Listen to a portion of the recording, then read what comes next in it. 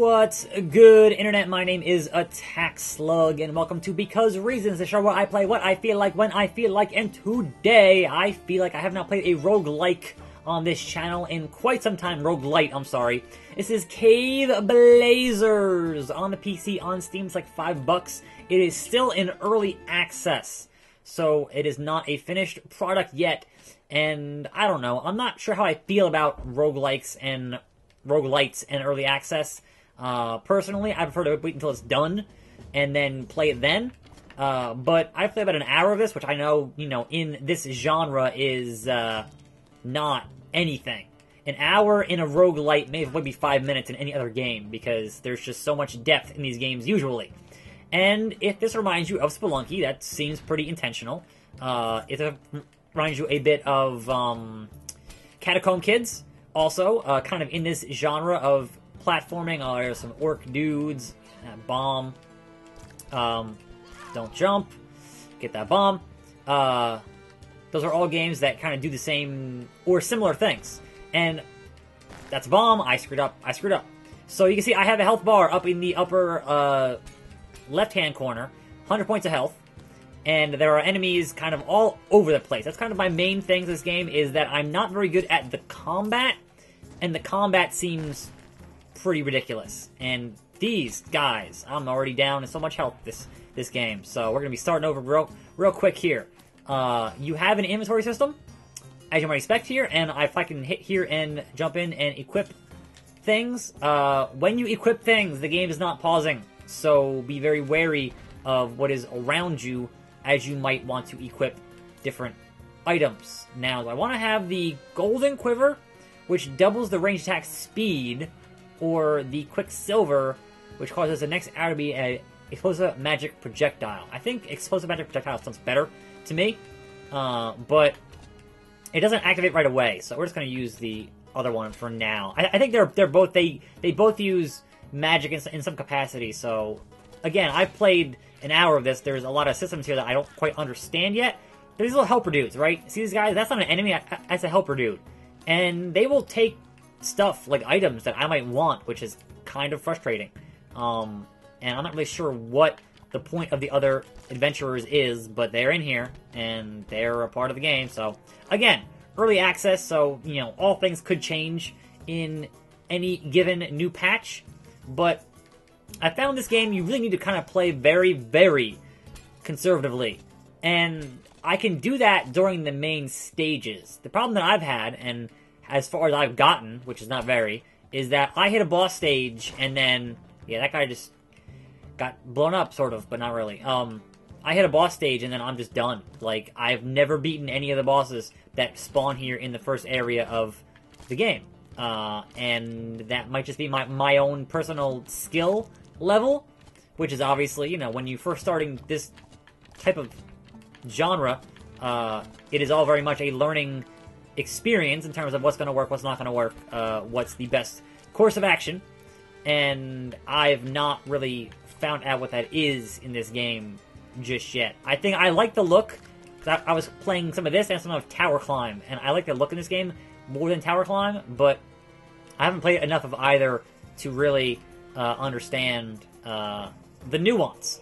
It's got perks you get there, so I can kill with melee and get stuff. I'm gonna get that bow, and so that'll be getting back health. See? Kill the guy, got some health back. And what is this bow? Ardent bow. Slow but powerful. So we're gonna do that.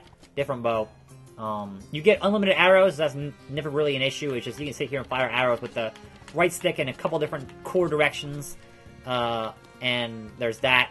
But I don't know. I've played, a little bit, and I kind of am grasping the core mechanics here, but whenever I get to a boss, all that goes out the window, and I am just boned. So I'll get there. Spike stick, is that any better than what I have? 5 to 7. No, it's not. It's not. Spike stick is not what I want. So there's a whole, thing with weapons and inventory and getting gear. And personally, when it comes to this kind of game, like, I don't mind having better stuff, but I feel like when you do too much stuff then the RNG is just gets kind of ridiculous. Whereas something like Spelunky, which obviously I see as number one of the games that kind of made this whole type of 2D platforming genre for roguelites kind of set the bar and set it really, really high. But I feel like that game took the core tenet of making things simpler, and the simpler was better. Oh, that's not good. Like, when you get into too much stuff, then you might as well be playing an actual roguelike, and, you know, then you've got way, way more complexity. I think it's more interesting to have the game be more difficult in the stages, and not as much in having to manage what you want your inventory to be. That's just me, though. And that's just my opinion. So, we'll get some health back here. I forgot I even had that. Got a bomb. You can throw bombs, which is good. There's a pickup there. So, obviously, a big part of learning this game is knowing what all the rune symbols do and look like, so that you can best choose which ones you want to get. There is a gold. You see, I've got 290 gold here, and there are spots that you can spend your gold in. Poison Ring. Excellent. What is that guy? He has a sword. This is all going... Yeah, this game has a habit of just getting real wild all of a sudden, and it becomes more difficult to play... What is it, like a devil guy? What's going on here? It becomes more difficult to play conservatively when the melees... I mean, it's not great. It's serviceable, but I find something like Catacomb Kids honestly easier to play in terms of dealing with very sprightly enemies, and in terms of where your hitbox is. Not cool, dude. Got you. Got all your stuff, and I move along. See, right there's a platform. So I want to get in there, which means I need to bomb a thing. So I do have a bomb, and so, yep, do that, and then it blows up. And there you go. Again, destructible environment is kind of a staple of this kind of thing. Now, that doesn't do anything. Nothing. Sometimes those do things. Sometimes there are perks to get from stations like that, but this time, clearly not. Clearly not. So yeah, it's just...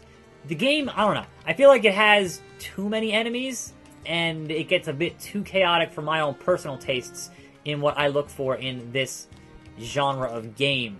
And again, I don't have the time that I used to have to play these. Like, I put a lot of hours into Spelunky, but that was before I was doing as many videos here on YouTube as I currently am, which is usually 2 a day.